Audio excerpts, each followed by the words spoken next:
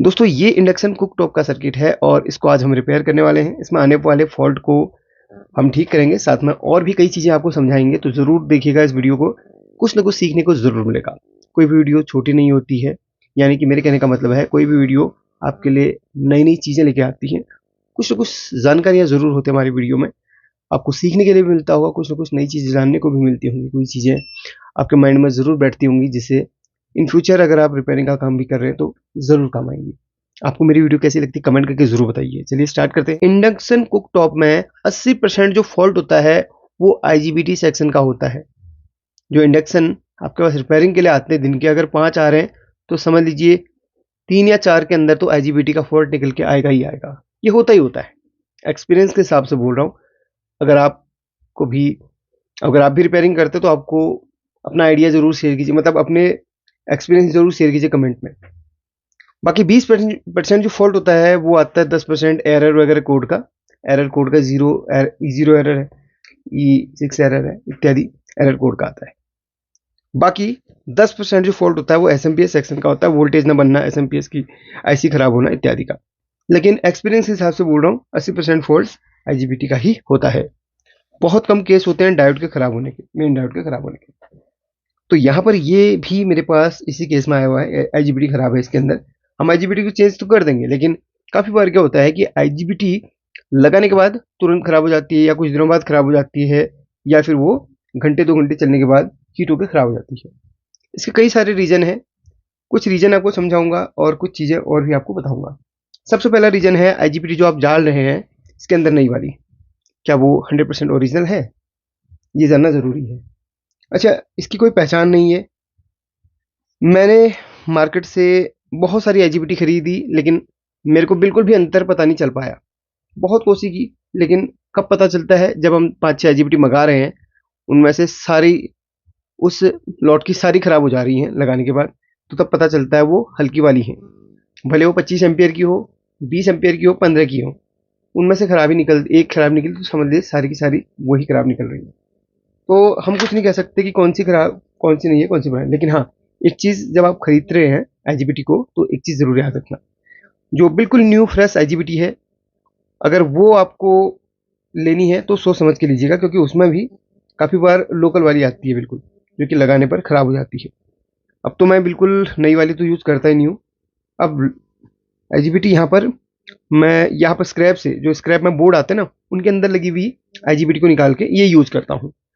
ये वैसे भी बिकती हैं सेकेंड हैंड करके, स्क्रैप बोर्ड से निकली हुई, जो कि बिल्कुल फ्रेश, मतलब जो बोर्ड्स होते हैं जो टूट जाते हैं कंपनी में, या फिर जो जिनमें अदर प्रॉब्लम्स होती है कबाड़ के अंदर जो आते हैं, उनमें से अगर कंपनी फिटेड जो आईजीबीटी है वो निकाल के मार्केट के अंदर बिकती हैं। इनमें भी फ्रॉड होता है। इनमें भी क्या होता है कि बिल्कुल नई आईजीबीटी को हीट सिंक कंपाउंड लगा के हल्का सा इस तरीके से सोल्डिंग करके पुराना जैसा बना के इसको भी बेचा जा रहा है।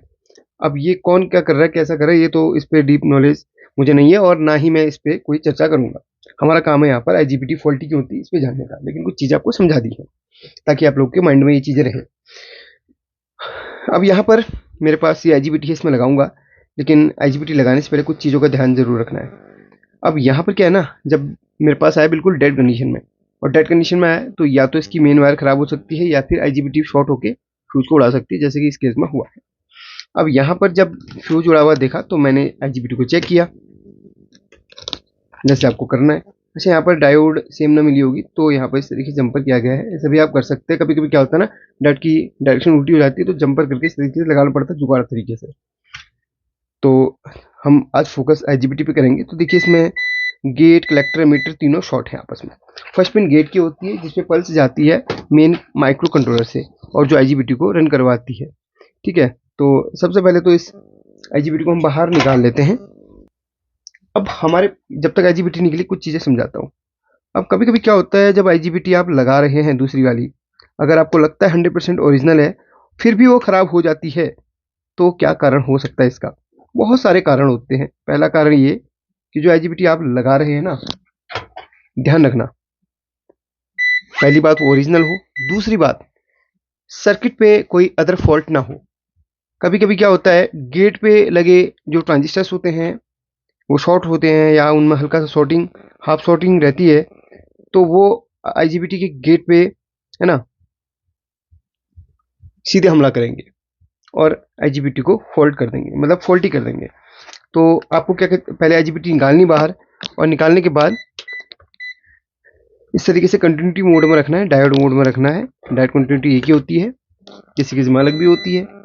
और ये गेट के पिन, यानी कि IGBT जहाँ पे लग रही हो उसके फर्स्ट नंबर की पिन आपकी गेट की होगी। तो यहाँ पर गेट की पिन पर सबसे पहले तो यहाँ पर आपको एक रेजिस्टेंस लगी हुई है वो चेक करनी है, इसकी वैल्यू शिफ्ट तो नहीं होगी, ये जरूर चेक करनी है। और दूसरी चीज़, यहाँ पर एक छोटा सा सेंसर होता है, IGBT जब हीट होती है ये सेंसर को सिग्नल मिलेगा और ये आपके माइक्रो कंट्रोलर को सिग्नल देके सर्किट में एरर दे देगा या फिर बंद कर देगा। यानी कि IGBT की हीट को सेंस करने के लिए होता है, इस तरीके से लगती है IGBT, यहाँ पे हीट होगी तो उसको सेंस करेगा। इसके अंदर सेंसर होता है, जेनर डायोड जैसा दिखता है लेकिन होता है जेनर डायोड नहीं है, ये सेंसर है। इसकी वैल्यू रेजिस्टेंस में आती है, तो इसको भी चेक कर सकते हैं। ये कोई कम, इसकी वैल्यू कम नहीं होनी चाहिए, या शिफ्ट नहीं होनी चाहिए, ओपन नहीं होना चाहिए। अगर ओपन हो गया तो IGBT को फॉल्टी कर सकता है। इसके बाद इस ट्रैक को देखा है, IGBT का जो फर्स्ट पिन है, गेट का पिन, ये ट्रैक जा रहा है आपका इधर, ये गेट का ट्रैक है। इसके बाद इस पे देखिए एक रेजिस्टेंस लगी हुई रहेगी जो कि आपकी इसको प्रोटेक्शन करने के लिए होती है। कम 100 ओम की भी हो सकती है, इससे ज़्यादा वैल्यू की भी हो सकती है। इसकी वैल्यू क्या है इसमें देख लेते हैं, एक सेकेंड। इसकी वैल्यू रेजिस्टेंस में चेक करें तो 9.5 यानी कि 10 ओम्स के समथिंग की ये रेजिस्टेंस यहाँ पे लगी हुई है, जो कि बिल्कुल ठीक है। ये देख लेना इसकी वैल्यू सही आ रही कि नहीं, वैल्यू इसकी सही आनी चाहिए। और इसकी वैल्यू अगर ये ओपन रहेगा तो उसकी जगह पे आप 10 ओम्स की ला सकते हैं। इसके बाद इसको इसके दूसरे पिन पे देखिए यहाँ पर, तो यहाँ पर आपको एक ट्रांजिस्टर मिलेगा जो कि NPN और PNP दो ट्रांजिस्टर होते हैं, 80-50, 85-50, यहाँ पर दो ट्रांजिस्टर होते हैं। उन ट्रांजिस्टर को भी जरूर चेक कीजिएगा कि ट्रांजिस्टर के अंदर कोई शॉर्ट तो नहीं है।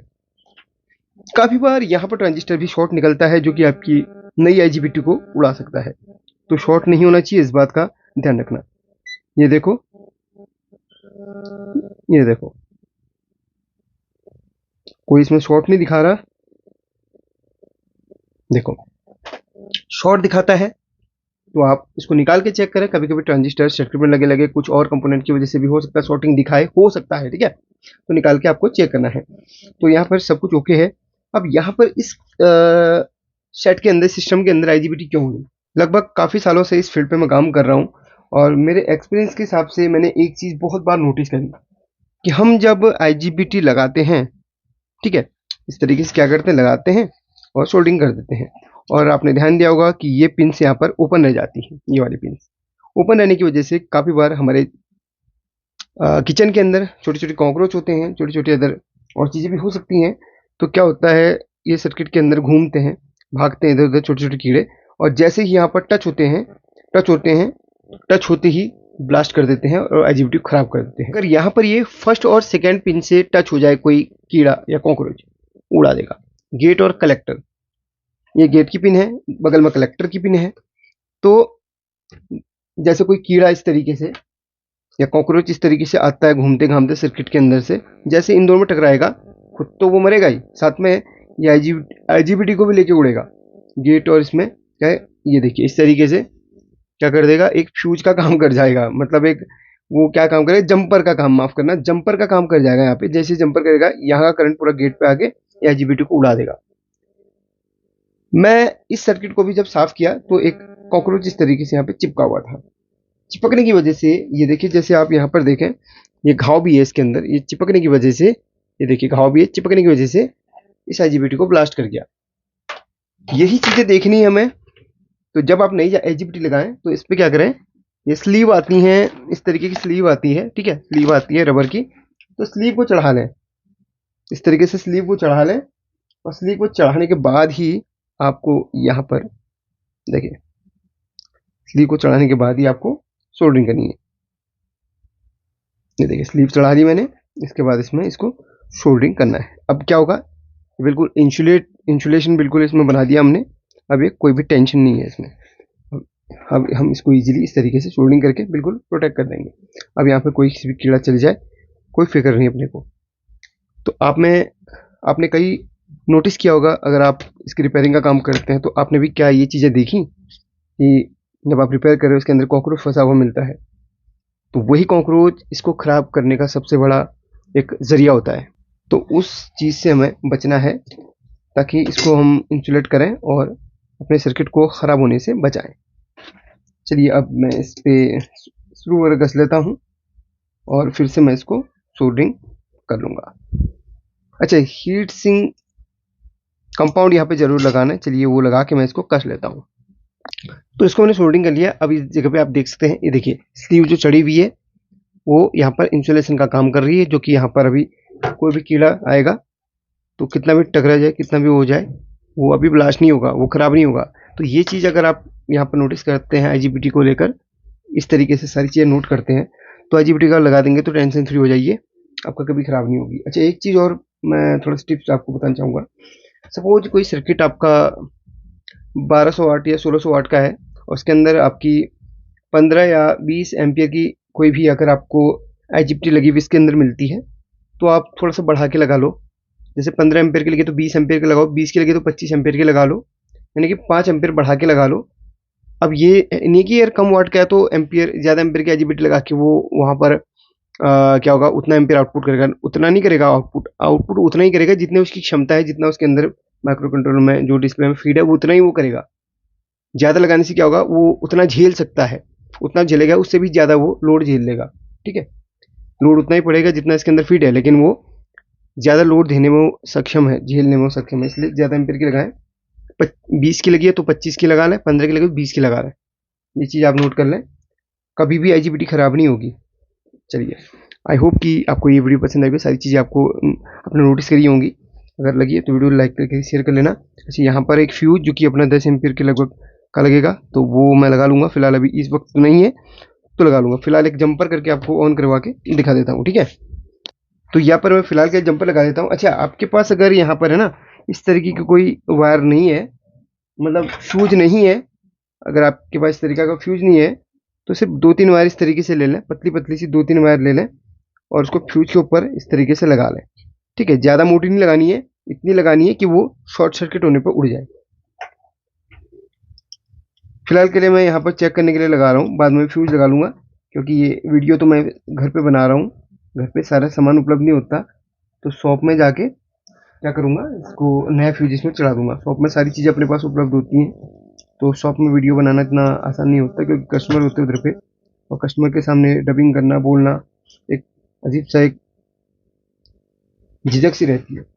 कस्टमर बार बार झांकता है, बोलता है कि यार क्या कर रहे हो, इसलिए मैं शॉप पे शूट नहीं कर पाता हूँ वीडियो को। घर पे डिटेल से बताता हूँ, सारी चीज़ें समझाता हूँ, ताकि जो चीज़ें बताऊँ आपको समझ में आए। ठीक है, थैंक यू। अभी एक बार चेक करके आपको दिखा देता हूँ ये सर्किट ऑन हुआ कि नहीं करके। ठीक है, ऑन हो गया। मैं एक बार वोल्टेज चेक करा देता हूँ। ये 18 वोल्ट यहाँ पे लिखा हुआ है, देखिए 18 वोल्ट, ये माइनस का पॉइंट है इधर पे, तो ये 18 वोल्ट आ रही है।